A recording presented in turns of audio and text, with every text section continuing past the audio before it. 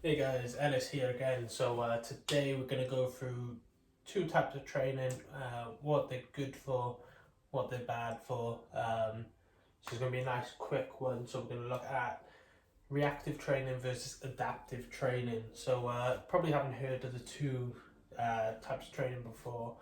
Um, it's more of a summary than actual like science on this one. So you've got reactive training, which is sort of your more circuits, your hit training, your cardio modalities of your training. So especially in like lockdown now with limited equipment, you'll see a lot more people doing like 1,000 reps, 500 reps, challenges and stuff. So it's more the fun side of training rather than um, like the heavy lifting and stuff. So this is going to focus more on sweating, burning calories, getting your heart rate up, making you feel good, and reacting in a positive way during and after the session.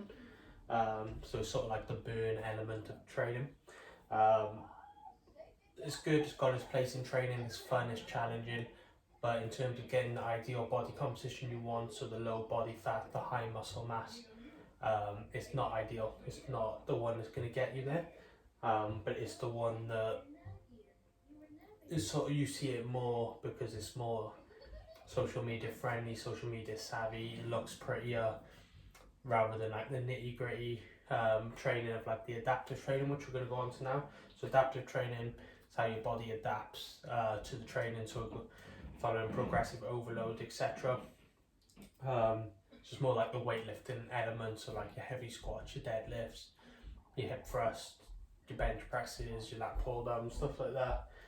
So it's more of a long-term goal, your adaptive training. With reactive, you could sort of wake up and be like, oh, do you want to fancy doing 100 burpees, 100 squat jumps, and you could just plan that. With adaptive, it's got to be a long-term plan to get towards your goal.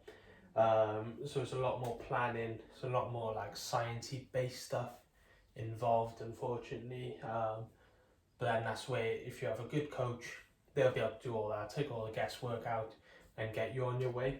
So yeah, like I said, you're looking at your long-term goals.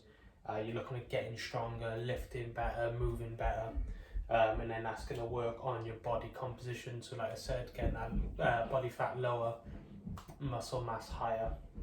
So obviously, aesthetic-wise, looking the best. So if you're going on holiday, etc., this is the one you want to focus on, because this is the one that's going to get you looking good in your speedos or your bikini, depending on whether you're male or female.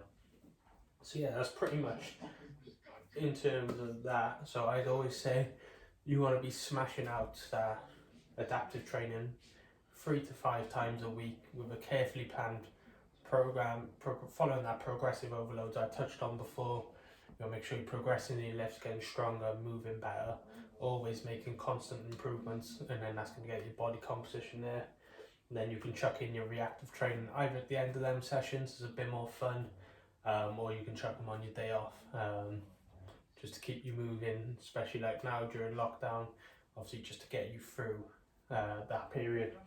Then we're going to go on to this little pie chart. It's an amazing drawing, great circle, completely round. So yeah, so I'm going to look at movement, mind, muscle, and burn. So next Wednesday I'm going to do a video on the 3 mechanisms of hypertrophy or growing muscle. So it's going to go more into the science element of it. But we're going to keep it nice and simple today, so we're just going to call it movement, mind, muscle, metabolic stress, or the burn. So 50%, we're going to just go rough numbers here, 50% of this, your session, so let's say your first 2 exercises, say if you do, first 2 to 3 exercises need to be heavy movement. They need to keep them the same for about 4 to 6 weeks, 3 to 6 weeks, whatever sort of cycle you or your coach gets you working on. Usually I go between 3 to 6, depending on equipment and stuff like that as well. It's going to have a big part. You don't want to vary it too much. You don't want to do every 2 weeks, because you're not going to give yourself time to adapt to it enough. Sometimes you might be able to progress certain exercises over a quicker period, sometimes over a shorter period, so it varies on what exercises you are putting in place. So yes, you want to be hitting heavy lifts, you want a great form, not too much worried about this mind-muscle connection. That's going to be our next set of exercises, but lifting heavy, moving well is important. So like I said, heavy squats, heavy hip thrust, heavy deadlifts, heavy bench presses, and that's going to be 50% your session. So they can be big progressors. Then you've got your mind muscle stage then.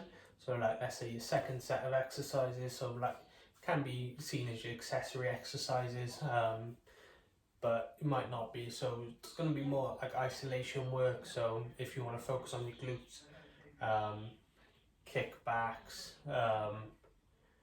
good morning, stuff like that. Where you're going to go a little bit lighter, still going to progress them, don't get me wrong.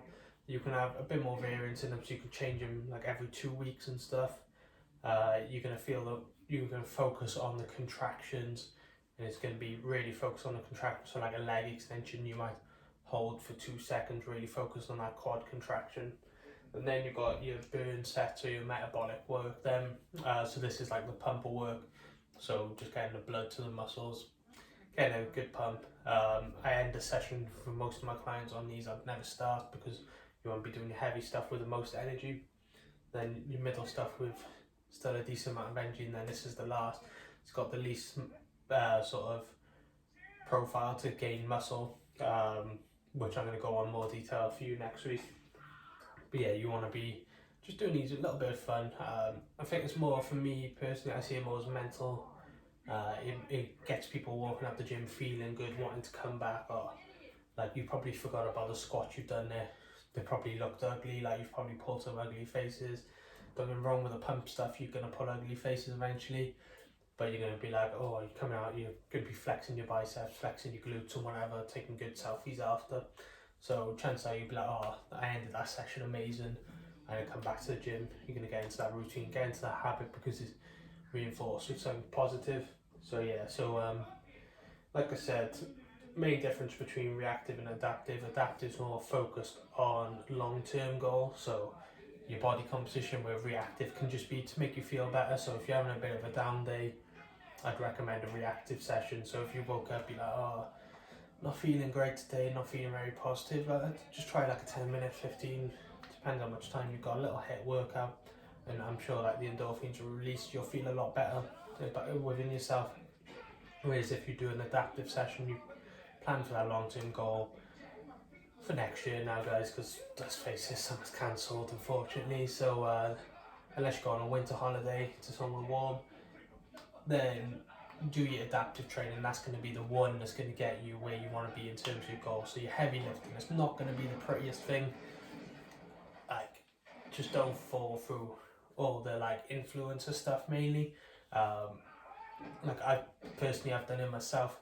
I'll film a weight which is easier for me because it looks better than me forcing out like a higher rep or a higher weight, which I'm a bit more struggling with because it just don't look good. But truth is, it's got to be like that. You got to be progressing. So if you could squat 100 kilograms for 10 reps, you don't do that again next week. You go to 100 kilograms for 11 or 12 reps, or you go 105 for 10 or 102.5 for 10. You want to be always challenging your body. Einstein said it, you're just insane if you repeat the same process expecting different results. So yeah, so like I said, reactive training is good for your mental well-being and stuff. It's still going to have its physical benefits, like your fitness will improve, but obviously that can improve through adaptive training as well. But adaptive training is going to be your main focus, guys. So hope you enjoyed, hope that helps. We'll keep some more videos coming. Just trying to get some more content now, guys. So if you've got any ideas, anything you want me to go through, please give me a message, let me know, and I'll try and get that posted ASAP. I hope you enjoy. Make sure you like, share, comment and subscribe, guys. Hit the bell, apparently the bell, so you get more notifications, and I'm going to keep improving on these videos, guys. Thank you.